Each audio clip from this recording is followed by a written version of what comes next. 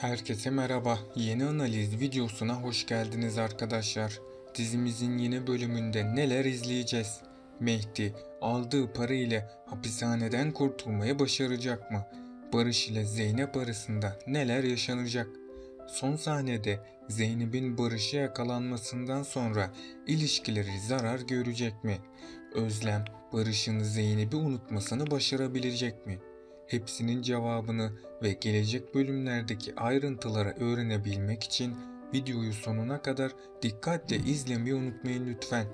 Dizimizin reyting düşüşleri maalesef ki devam ediyor. Final olmaması için bu videoyu beğenelim ve yorum yapalım. Bu sayede gücümüzü senaristlere göstermiş olalım. Ayrıca senaristler artık izleyicilerin sözünü dinlesin ve senaryoyu düzeltsinler diyorsanız da beğeni tuşuna basalım ve kaç kişi aynı fikirdeyiz hep birlikte görmüş olalım. Zeynep, Bekir'in gerçekleri anlatması için hemşire kılığına girerek onun yanına kadar girmeyi başardı. Fakat Veysi'nin adamları hem Bekir'i hem de ailesini tehdit etmeye devam ediyor ve en sonunda Veysi, Bekir'in gerçekleri anlatma ihtimalinden dolayı adamlarını gönderip ne yazık ki öldürttü. Böylece Zeynep'in işi iyice zorlaşmış oldu.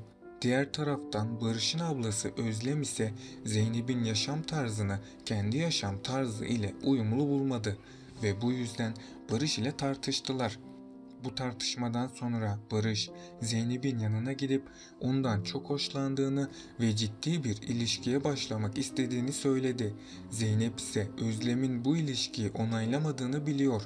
Diğer taraftan Nuh ise çaresiz bir şekilde iş ararken Zeynep ona Barış'ın şoförlüğünü ayarladı. Cemile'nin itirazlarına rağmen Nuh bu işi kabul etmek zorunda kaldı. Çünkü artık para kazanması gerek ve ailesine bakması için de başka çaresi yok.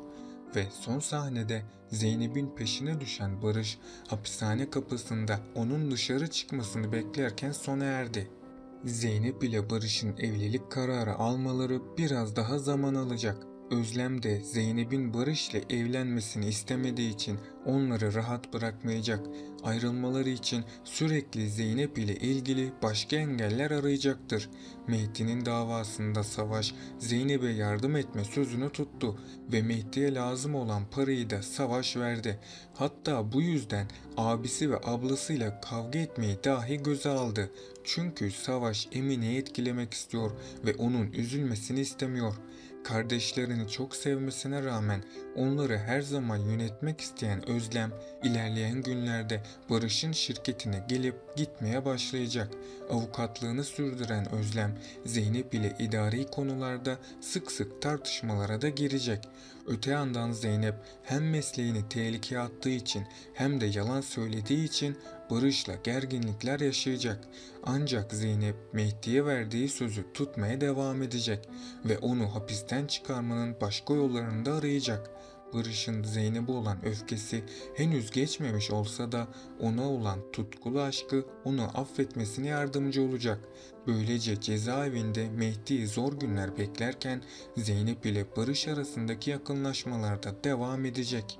Ne yazık ki bildiğiniz üzere tüm kötü olaylar üst üste denk geldi. Zeynep'in ne yaptığını bilmez bir durumda hareketlerine devam etmesi biz izleyicileri oldukça üzüyor. Eskiden güçlü bir kadın olan Zeynep gitti ve onun yerine sürekli fedakarlıklar yapan Zeynep karşımıza çıktı diyebilirim. Kendisini sürekli birilerine borçlu hissettiği için de başına gelmeyen şey kalmadı. Mehdi kısa sürede hapishaneden çıkacak ve Mehdi artık akıllı bir şekilde davranmaya başlayacak. Özellikle Barış ile ilgili çok ama çok sinsice bir hamle yapacak. Mehdi hapishaneden çıkar çıkmaz Barış'ın gerçek yüzünü herkese ispatlayacak. Zeynep ve Barış'ın romantik sahnelerinden sonra Zeynep'i hapishane çıkışında yakalayan Barış'ın kalbi bir kez daha paramparça oldu. Daha öncesinde Nuh sayesinde yakalanmaktan kurtulan Zeynep bu sefer kurtulamadı. Bu karşılaşmadan sonra Barış'a karşı oldukça zor durumda olacak. Üstelik Zeynep'in Mehdi için Savaş'ı da kullandığı için Savaş tüm suçlamaları kendi üstüne alacak ve Zeynep'i kurtarmak istese de bunda pek de başarılı olamayacak.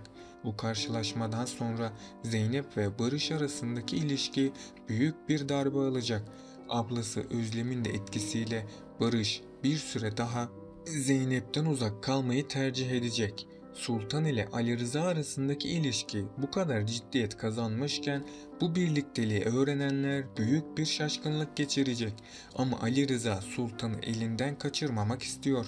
Mehdi ise Zeynep'in ilgisini yanlış yorumluyor ve içeriden çıktıktan sonra kendisini Zeynep'e karşı affettirme hayallerini de kurmayı ihmal etmiyor. Ama Zeynep'in Mehdi'yi hapisten kurtarabilmek için kendisini mahvetmesi kimseye anlam veremiyor. Sizce Zeynep'in Barış'ı düşündüğü gibi Mehdi'ye halen aşık mı? Yorumlar kısmında düşüncelerinizi bekliyorum. Mehdi bir süreliğine daha tutuklu olarak hapishanede kalmaya devam edecek. Çünkü Mehdi'nin yaralamış olduğu adam ne yazık ki hayatını kaybetti. Bunun sonucunda da Mehdi hakkında iyi bir tanıklık yapamayacak. Geriye Mehdi'ye yardımcı olacak tek bir kişi kalıyor.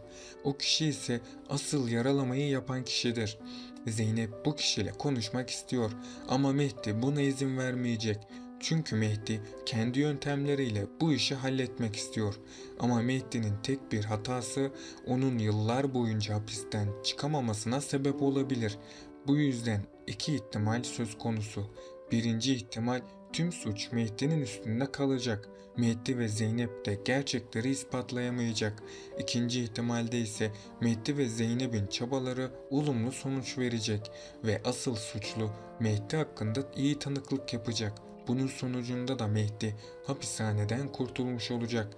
Büyük ihtimalle Mehdi hapishaneden çıkacak. Çünkü Mehdi başrol oyuncusudur. Ayrıca Mehdi hapiste kaldığı sürece Veysi ona rahatsızlık vermeye devam edecek. Bu yüzden Mehdi'nin çok dikkatli davranması gerekiyor. Barış da Zeynep'in Mehdi'nin avukatı olmasından dolayı çok rahatsız oldu. Çünkü en son Barış Zeynep'i cezaevinden çıkarken yakaladı. Şimdilik Barış bu duruma ses etmeyecek.